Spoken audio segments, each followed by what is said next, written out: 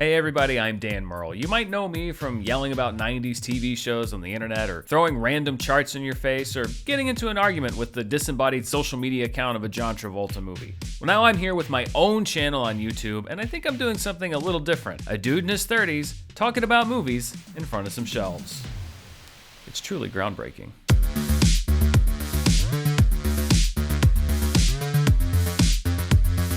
Welcome to my personal channel here on YouTube. It is my day one launch, and I'm super excited that you are sharing part of your day here with me. Now, if you're watching me, that means that you've probably seen me sometime in the last 7+ years over on Screen Junkies. And part of why you're watching this video may be to learn more about why it is that I'm here instead of still over there.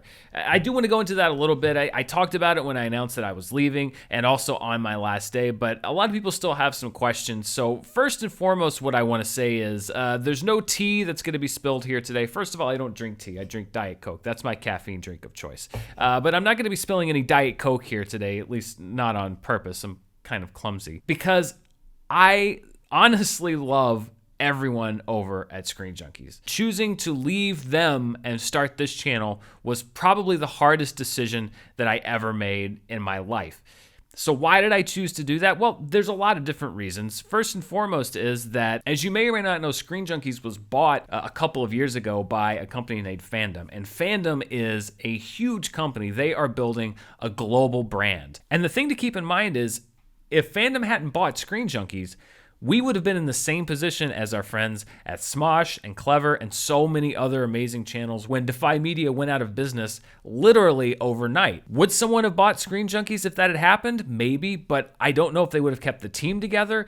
Who knows who would have come back or how many shows would have come back. FANDOM buying Screen Junkies allowed us to stay together as a team, allowed us to continue bringing the kind of programming that we wanted to bring, and really kept us not only alive, but thriving in a time when not many channels were. Over here, where I was, as that was happening, I found myself being drawn to movie reviews, drawn to doing things like charting and box office stuff, and really wanted to do deep dives into filmmakers and opinion pieces and essays and all these different things that I really felt expressed my passion and my love for film. I don't necessarily know if pumping a bunch of resources into Edgar Wright film essays and breakdowns of the weekend box office in November of 1982, those aren't exactly brand builders on a global scale. As a matter of fact, it's kind of the opposite. It's very niche, and I was allowed to do that at FANDOM for a very long time. And nobody there told me to stop doing those things. But what I found was, as I wanted to do more and more of them,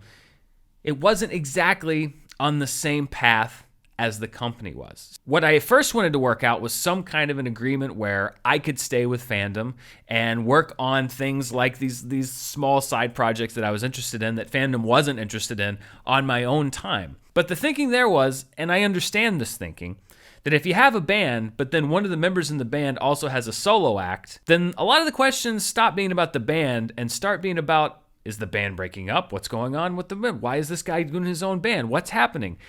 It can be a distraction. In the end, it came down to a choice. I could stay with FANDOM and be unable to pursue a lot of the different things that I'm going to do here on this channel, or I could leave and have pretty much an open avenue to pursue anything that I wanted to.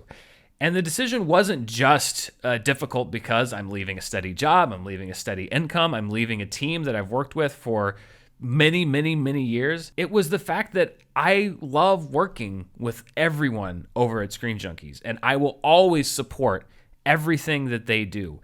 The last 5 years, if you look at what's happened over there, has been absolutely crazy. The roller coaster ride that we went on, from the inception of Screen Junkies Plus, our streaming service, to the fall of Screen Junkies Plus, to the massive change that happened in the digital media space, to everything that happened in 2017, to being acquired, which came with its own set of growing and learning and kind of stopping and starting and figuring things out.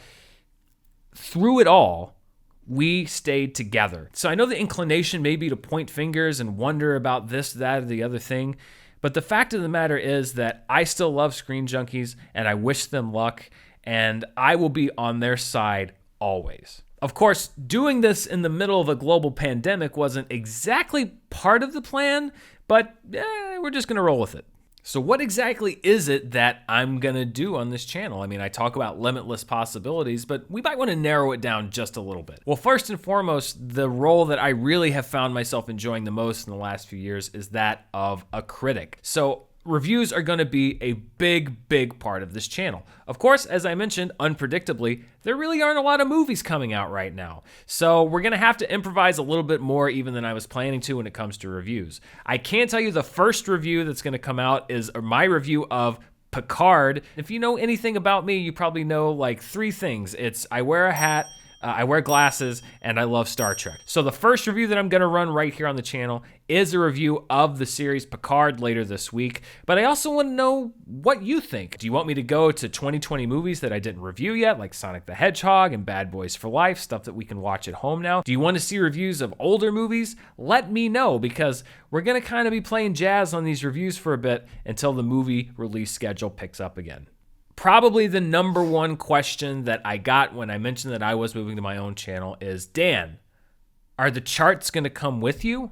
And the answer, of course, is yes. Do you think I could do my own channel without charts? That would be ridiculous. Charts with Dan is going to be a key show on this channel as soon as I figure out how to do a box office show when there's no box office.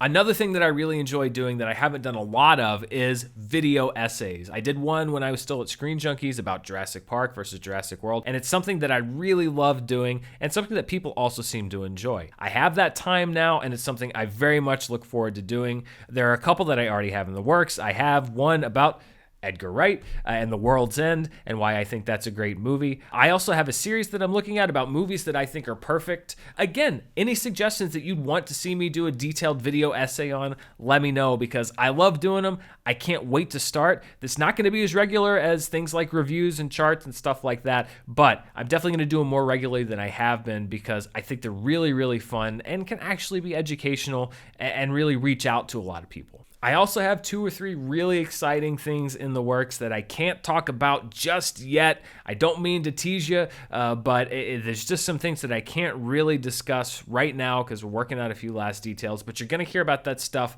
very soon, and I think you're going to be really excited about it.